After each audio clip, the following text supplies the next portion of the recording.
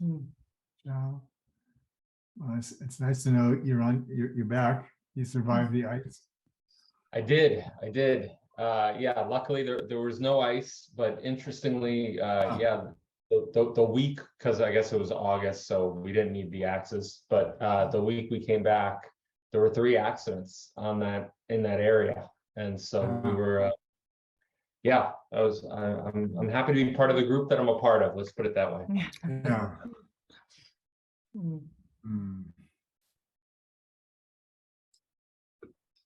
Welcome, How's everyone everyone. else doing today?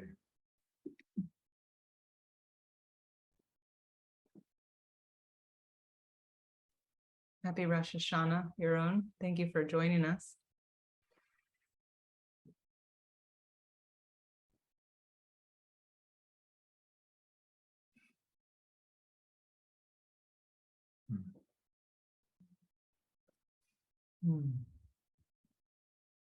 Well, if you've made it here today with us, you made it to the Threshold Lab. And this is one of our open house sessions. So there is a chance that there could be others who join on the call, but it seems that all of those in attendance, at least right now, are our old school OG lab members. So welcome, everybody.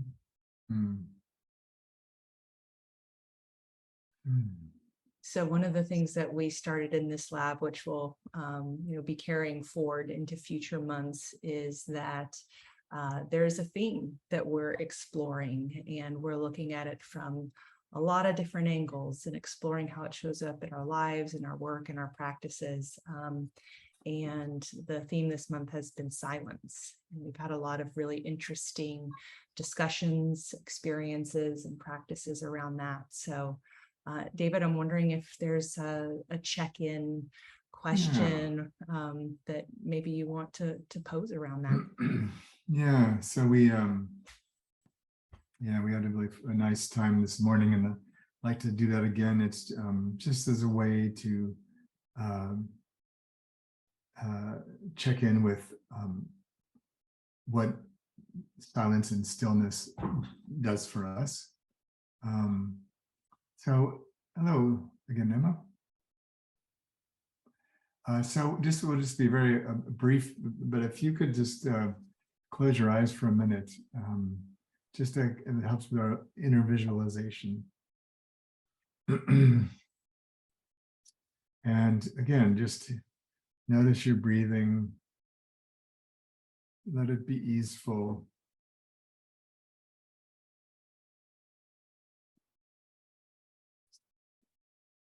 And what I'd like you to do is to figure out, to remember a place you were at some point in your life where you felt the awe of silence. You noticed quiet on a new level.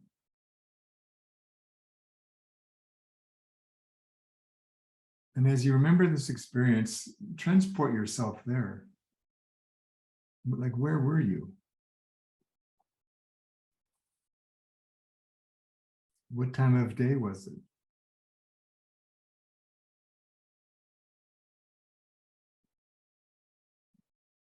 What was the weather like?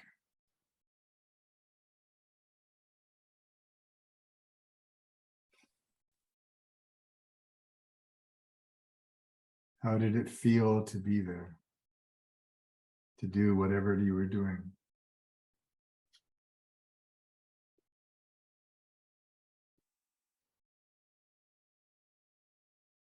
And what does it feel like to remember it now?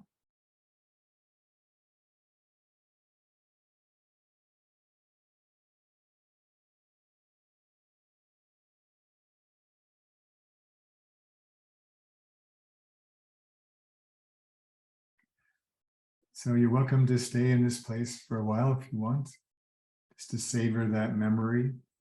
And when you're ready, you can open your eyes so we know that you're back in the room, and we'll see about where you went.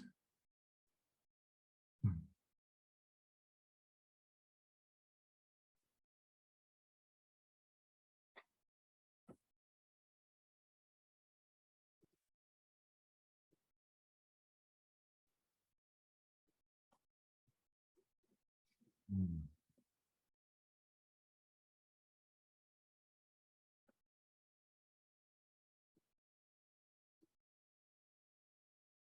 Oh, it's Kemi's come back. All right, so I see lots of open eyes. So Natasha and Kemi, if you came in as we were in the middle of that, we were asking people to remember a time when they felt the awe of silence, when quiet or silence was palpable for them. And so I was just guiding them through remembering that and what that was like and what it felt like. Yeah. So while you're thinking for yourself, tell us about where you went. Where were you in your mind?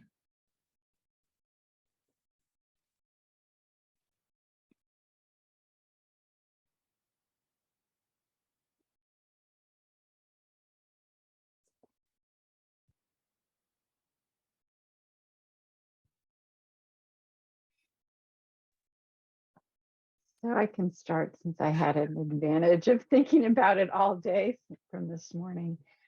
And I thought of something different. Uh-huh. I used to go, when I was back in New Jersey, I would go swimming before work. So it was about 5 in the morning. And there would be people swimming, but it was just so quiet and such a beautiful way of moving, but still silent in that notion of the peacefulness of it. Just me and the water. So it's a different kind of silence. But yeah, I've been thinking about that all day. So it's really fun. Thanks.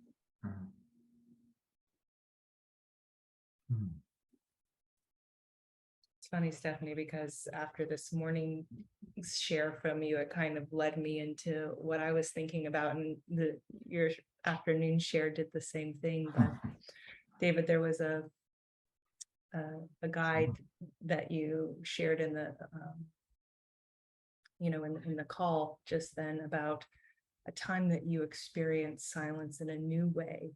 And a few years ago, I elected to have one of those sensory deprivation experiences where you go into the tank and it's complete darkness, soundproof. You're floating in water that's the same as your body temperature. So supposedly no sensory input really of any kind. And I just remember the feeling of just being with, the best way to describe it is that voice that lives inside of your head. It was like just this very easy accessibility, to that voice and that conversation in that extreme quiet place.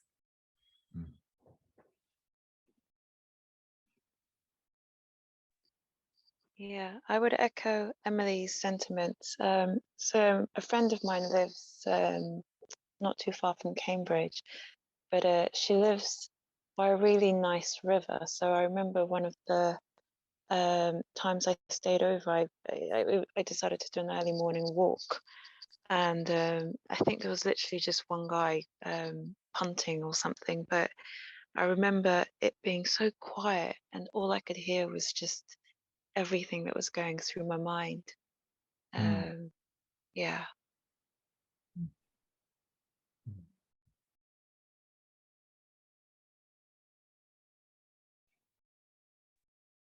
I'll share. Mine was a little bit different this time.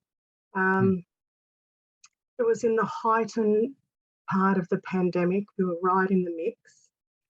And I was in, David, one of your pivotal moments.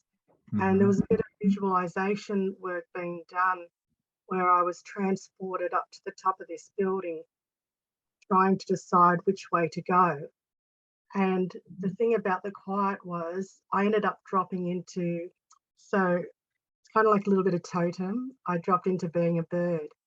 And that quiet, right in the midst of the pandemic, that quiet of just gliding throughout, what I was actually seeing was a new type of quiet I'd never experienced before. Just this freedom of air on my face and just gliding. So that's kind of where I went. Hmm. Yeah, it was beautiful. Hmm.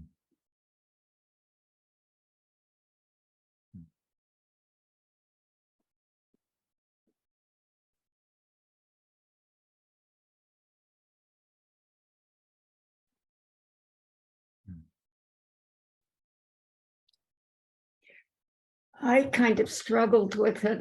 I couldn't find silence, but I found a place in Chicago when I lived there down by the lake, and I used to go sit on a rock and just experience the quiet Hmm. and watch. Chicago has a very kind of intense lake, and I would listen to the waves.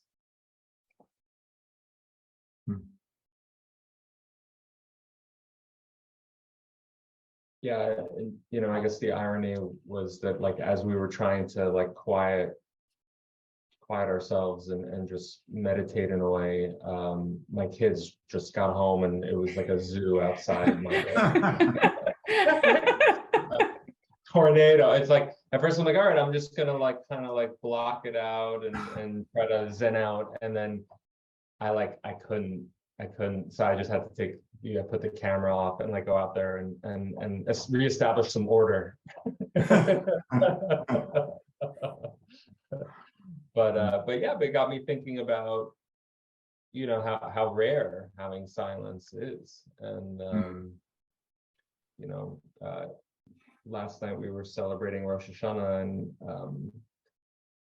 my dad had, for medical purposes, had to take a shot of steroids because he had an injury.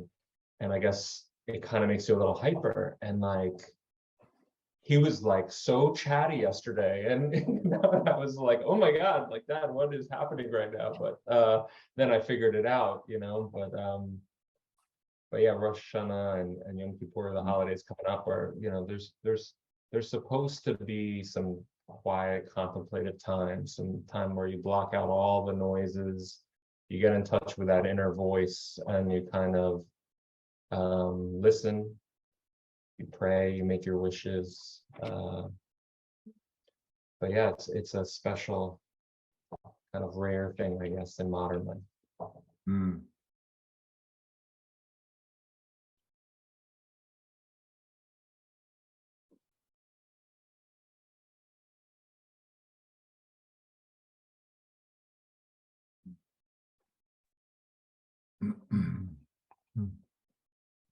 Taiwan or Taipei is actually quite a noisy place. So areas where I can find quiet is in nature and in the mountains here. And there's a beautiful area in central Taiwan around a mountain called Heihuan, which consists of 5 little tiny peaks all around 3,000 meters plus something. I remember leaving my hotel a year ago, and at midnight, and I needed to drive almost 2 hours to get there along a windy road. And I got there in the pitch dark with my tripod, my camera, and a headlight.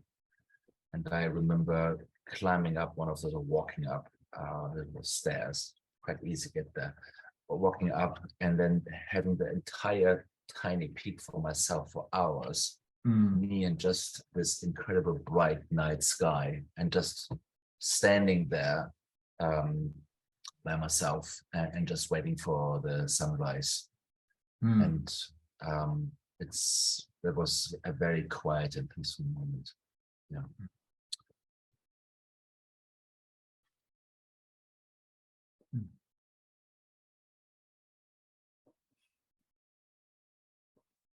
Tasha, did anything come up for you?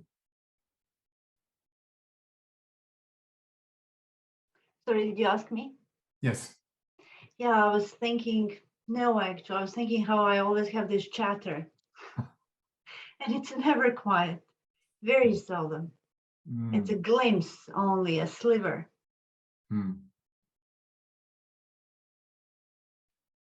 Okay.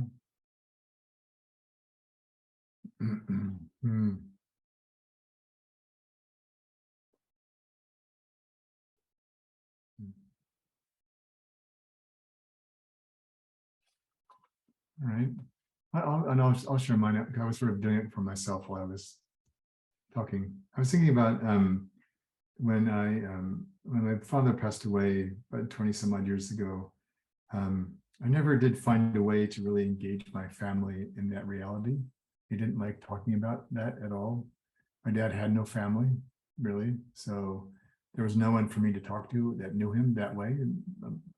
And so I because they didn't know what to do with all that, I didn't feel like we had really honored him. So I saved most of the ashes for another purpose, and waited for the right time. And so I brought them with me to Peru and hiked to the top of Machu Picchu, which is the masculine of the two main peaks. And I just sat there, and he was kind of a mystical kind of guy, even though he's an engineer, but it was far away from what he would have recognized. But I just sat there in the wind and thought, he wouldn't want attention anyway. So what he really wanted was to be in the mountains, which is where he was happiest. And I thought he'd love it here. He would just have marveled at this. And so I kept thinking, I should think of these big blessings, or I should do something, I should do something. And then I realized I just sat in quiet and listened to the wind blow. And I thought, it's my dad's spirit.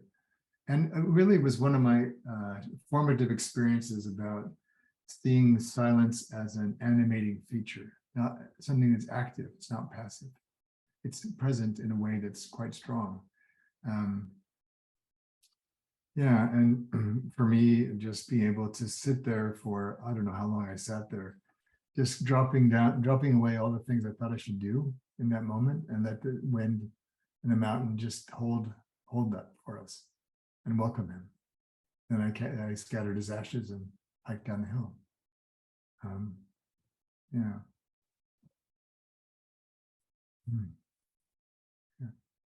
And again, just helping me to appreciate, we have these expectations about how things are supposed to be. And there's something about the silence and the quiet of things that helps just create a different perspective, and actually has more to offer than we sometimes think.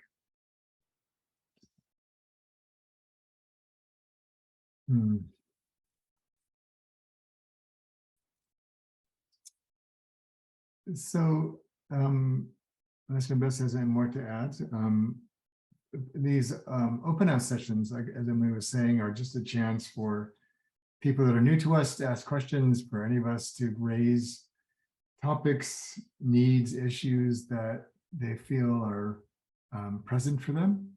And then we sort of, this morning's topic was, we talked a lot about how do we stand in this time where people are imagining their sides and people are taking sides, and what does that mean, and where do we stand relative to people taking sides? So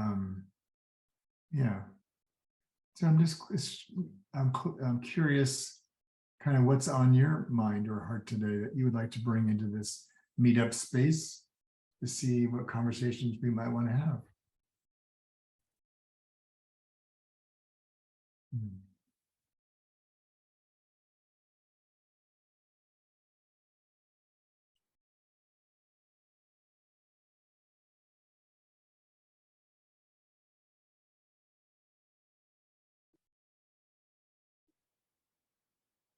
I have a question. Yes. David, when you're saying people are taking sides, do you mean when people have very strong opinions and fixed mindset, in a way they don't want to change their opinion? They're just like, this is what I think and this is what I believe in. Yeah, so yes, that was part of it. Voting was sort of one of the topics for this morning, and the ways in which there's a large stirring of energy, and there's a lot of fear in many people, uncertainty, and when everything gets, one of my questions to the group was, what if there were no sides? What if sides are just a construction? And but people feel them very viscerally anyways. But again, developmentally, maybe there's something beyond that. Anyways, and we were talking about being in the middle or stuck in the middle or trying to mediate or being neutral, or what does that mean? And can we be active and neutral? And how do we hold the tensions that we sometimes feel even in our own families? Mm. You know, so Stephanie and I were sharing, you know, being in families with lots of Trump voters and people that see the world very differently than we see the world. And how do we, and we've seemingly lost some capacity to hold space for difference and focus on pragmatism of, even though we might not agree, we could still do something together, make a difference somehow. Yeah, and so part of this was around what is ours to do in this space where people have made an important part of their identity, their difference, or their strong stand on something. And then not only that, but then their desire to impose that stance on other people. So I experience that a lot in my environment, but I feel that I experience a lot of people taking sides, and I have a lot of friends who come in with different opinions and sometimes get into conflict. But I don't think that I take sides, because what I do, I think there is always something for me to learn from everybody. So I'm just kind of listening to people, and you know, maybe I'm learning a little bit from one person who is saying A, and the other person who is saying something completely opposite B, and then I'm forming my opinion that could again change in the next moment. I'm not saying I don't have my own opinion. I'm just saying that I take this as a learning opportunity. And I have situations where my husband like starts, no, I don't like with our friends. And I said, like, why do you do that? Why do you have a desire to say what you think? I don't understand that. Like, I'm more asking when people talk, and when people are really have a strong opinion, I'm asking them, okay, what makes you say that? And why do you say that? So I think I'm always dancing. And I have friends who are saying, how come you don't have your own opinion? I do, but it also changes based on how much I learn. Like sometimes my opinion is based on my ignorance. Maybe I don't know a lot about the subject. So I'm very hesitant to form a strong opinion unless I'm really a subject matter expert. I know what my values are, but in terms of having a strong opinion about somebody or something, I try not to do that.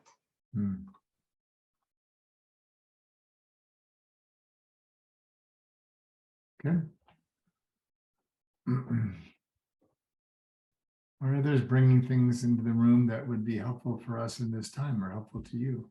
You'd like to bring to this lab space?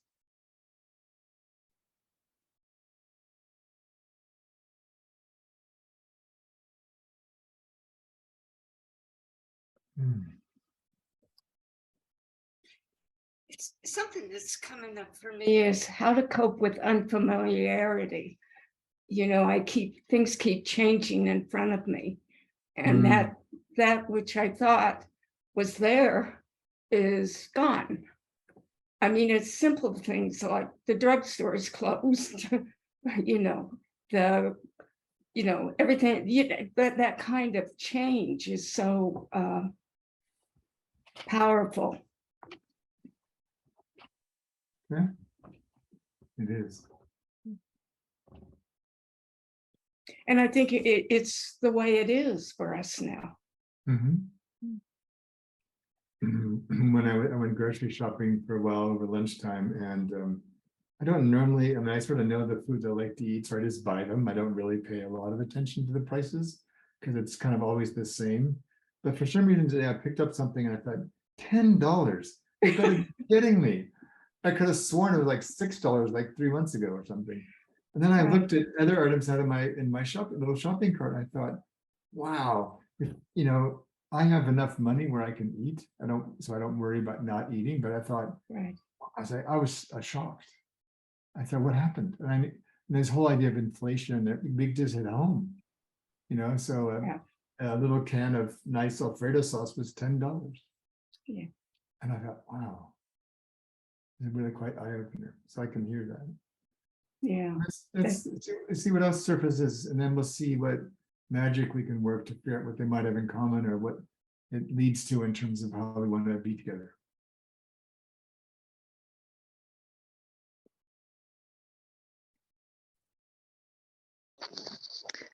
I am new to the space, but something I have been mulling over was so yesterday I took some time out just to have like a rest day, Mhm. and in the course of it, I guess in that silence and trying to just be present, I could feel a lot of my like body pain or ache or whatever. So it's just been interesting just exploring this idea of, as much as it's, you know, good to actively be working, but taking that time out to be silent just for my body to heal or something. Mhm. So yeah, so that's just been something I've been mulling over, just this idea of actually what would that look like as a regular practice and how much time, yeah, would I need? And what brought you here today, Kima? Um, just curiosity. So you probably may not remember, but you attended a W. Beck's session and you did an interview with I think a lady that moved to Australia. Yeah, Nicola, yes, uh-huh. Yeah. So I really enjoyed that session. And then so I checked out Moment Institute, and yeah, I think there was just something about just that silence and just being in that space has just got me a bit curious. Okay. Yeah. So I thought I'll try today and see what that's like. Yeah. Okay. Well, welcome. Thank you. Yeah.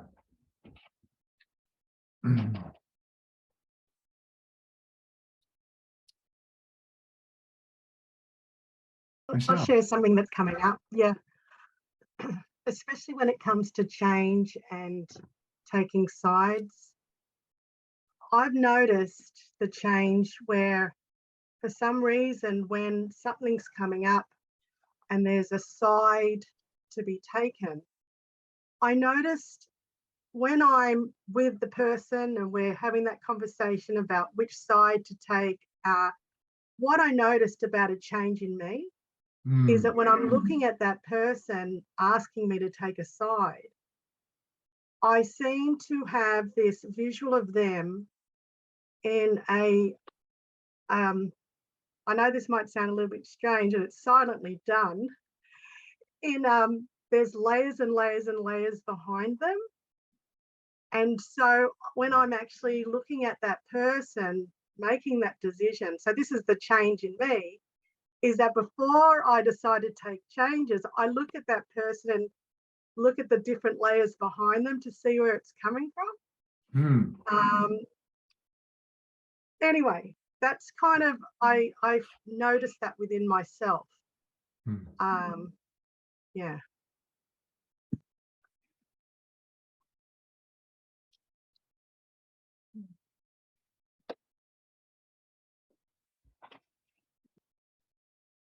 What kind of comes up for me is once we tune into silence, we notice that more subtle voices become more available for us to access and perhaps a bit amplified.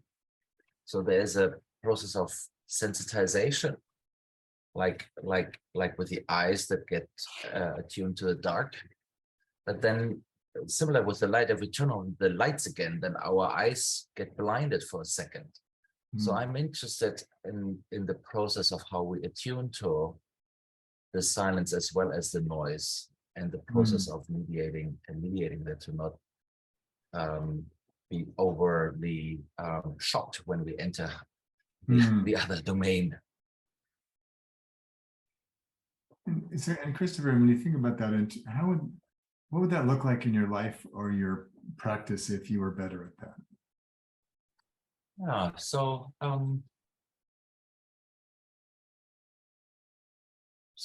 for me, there is this aspect of time that I dedicate for this attunement.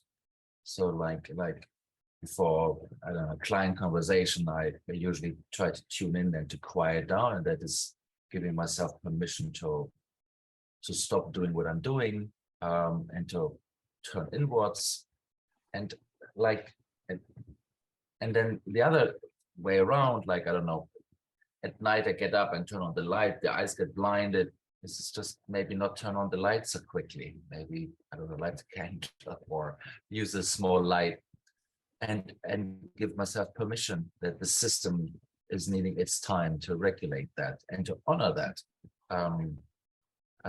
Just a little bit.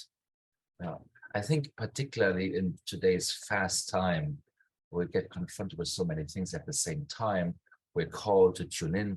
We're called to be mindful. We're called to be this, and we're called to take action at the same time.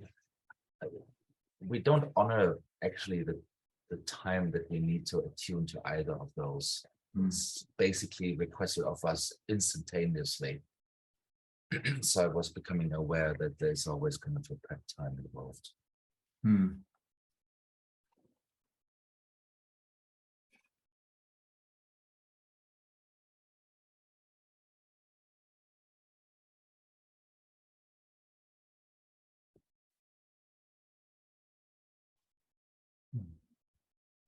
Perhaps I can relate to one of the images that you used earlier, where you talked about the focal length, being able to see more, have more in focus.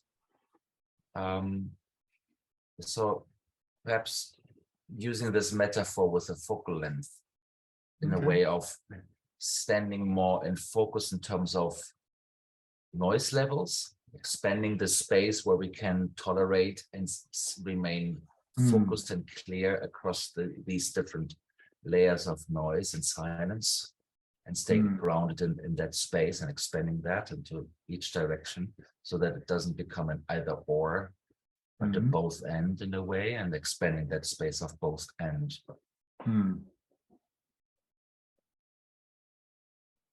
Yeah, I was thinking, Christopher, about, January, your comment about unfamiliarity or my little moment at the grocery store. It felt like I'm just kind of coming along shopping, and then somebody like turn on these glaring lights in my face to like shock me into recognizing how expensive things are becoming. Yeah, and I think that's hard. I mean, and with that, if you are out there and about enough, there's a lot of that in our day. Just people,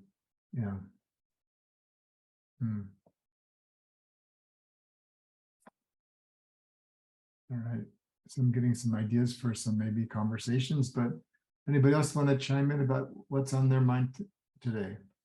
Or what are you bringing in to the space?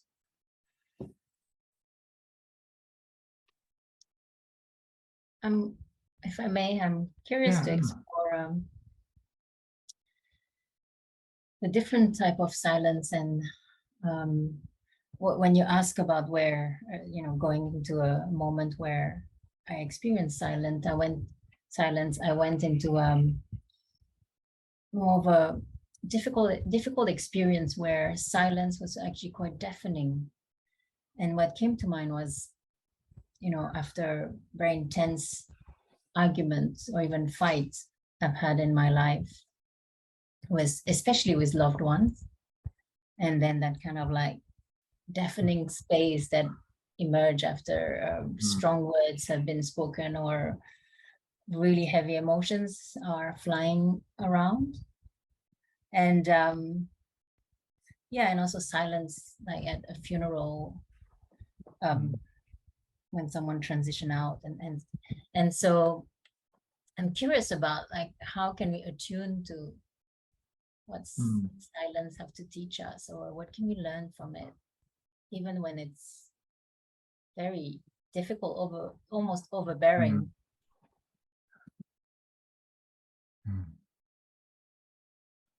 That's kind of where my mind is.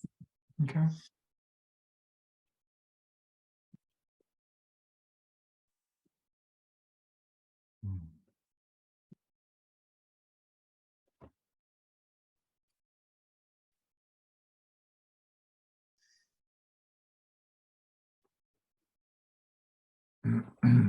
All right.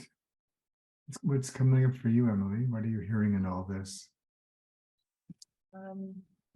It seems like there's potentially the possibility for a few small group conversations, it seems. I heard some similar themes between Emma and Christopher about what's accessible in that and how to navigate it in measured ways, and certainly what January was offering about kind of navigating the constantly changing landscape. So I at least hear 2 breakout rooms that could be focused in those areas. Did you hear a third one that you No, wanted I to? heard those 2 as well. So I just Okay. wanted to. Yeah. So how about if we break into 2 groups? So one of them is sitting in those kind of silences and how to be in that space and what to do with that space. And the other one I heard was about how do you live in a world where the lights are turning on bright and often. And to is it Kemi? How do you pronounce your first name? Yeah, it's Kemi. Kemi, okay. And Yeah. Kemi's piece about finding that sort of peace.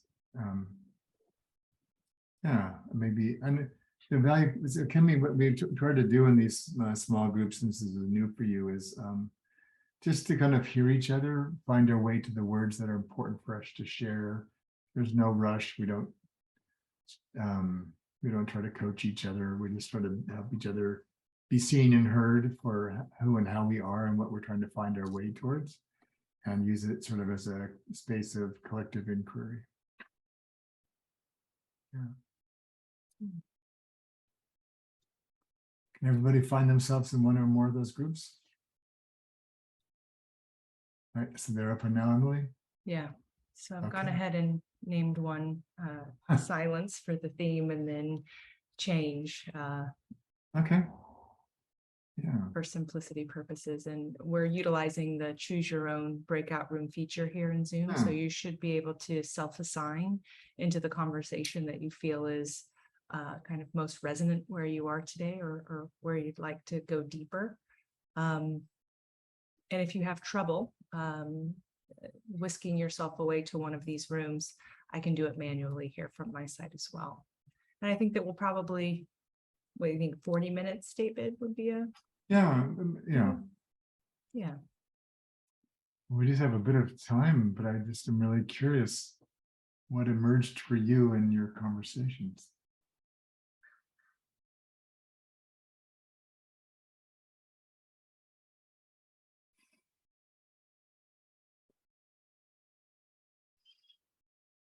I'm just noticing that January is all smiles.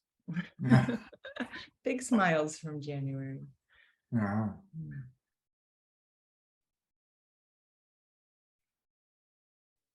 I think in our group, I will speak for myself. I learned so much from people on my team about change, about how to respond to change, about how to maintain my stability while responding to change. So it was very wonderful conversation. Mm. Mm.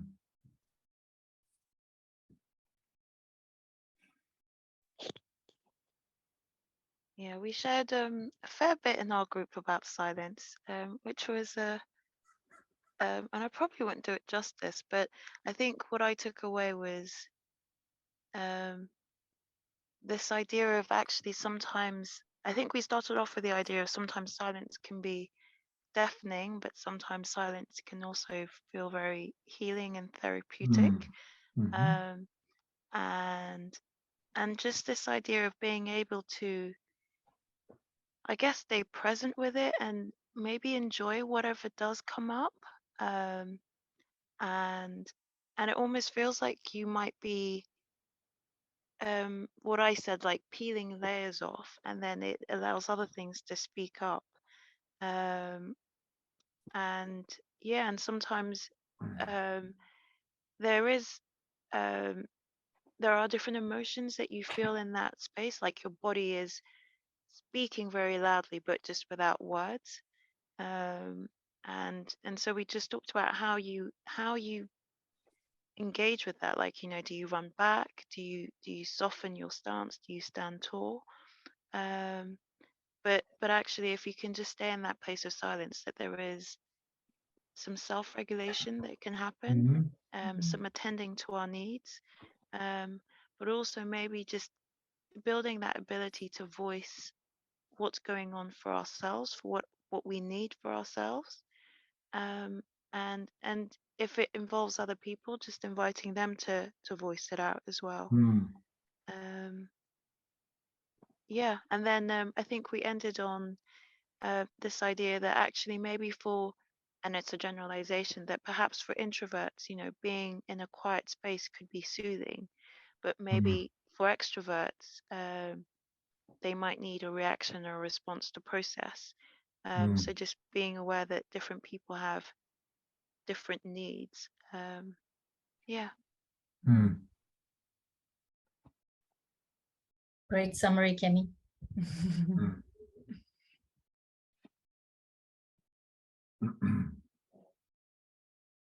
I remember having a conversation with a dear friend of mine who's very extroverted at the start of the pandemic and how difficult that was for them. And I thought, well, welcome to the world introverts have been living in for decades, where the world is largely built for extroverts, and we have to find our way to fit in, right? And have enough for ourselves. And they didn't go over very well. They still wanted sympathy for suffering as an extrovert in the pandemic, but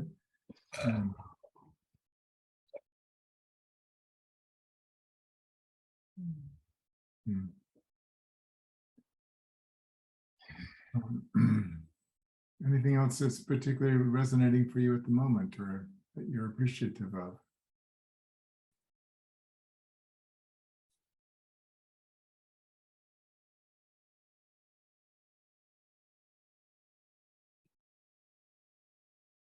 I'm very appreciative of this conversation that we had. For me, talking about silence, and our conversation ventured into the process of grief.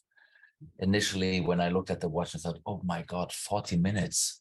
That's going to be a long time, because for me, it's not even 8 a.m. in the morning, and having a conversation on these issues at such an early hour felt heavy. But actually, I feel very elevated. I feel very elevated, and I feel very held. And so that has been just a wonderful, generative conversation. So I'm really grateful.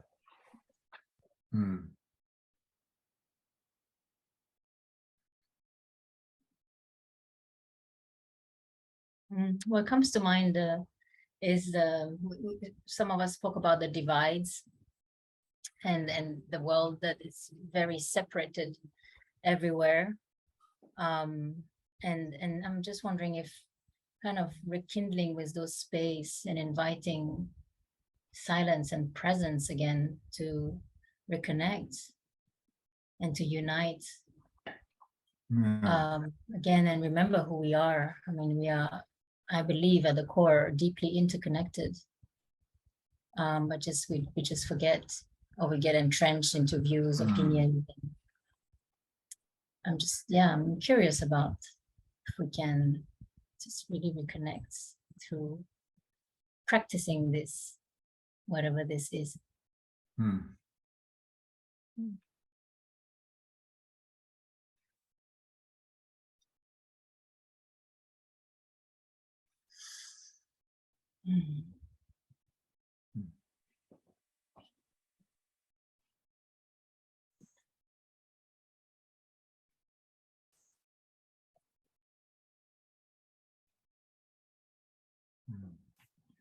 Anything you want to add, Yaron? No, I'm just kind of thinking about the conversation. It's kind of bouncing around in my mind. But yeah, we had a very nice exchange. So it was yeah, kind of organic, and it ended up with a little conversation about stoicism as sort of a stance. Mm. So that was kind of that was interesting.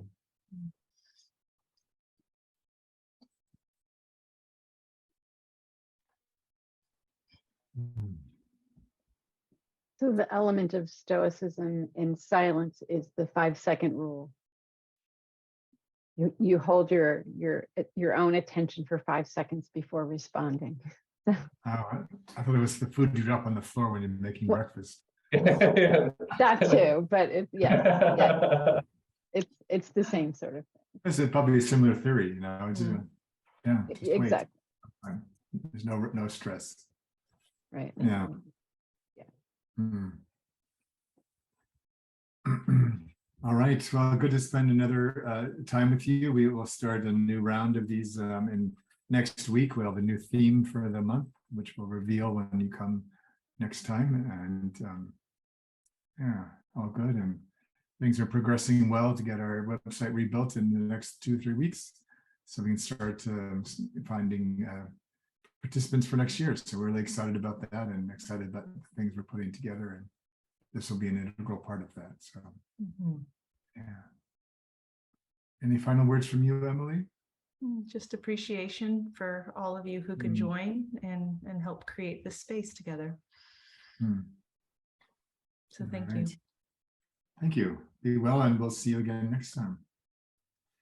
Thank you. All right. Bye. Bye. Bye. Take care.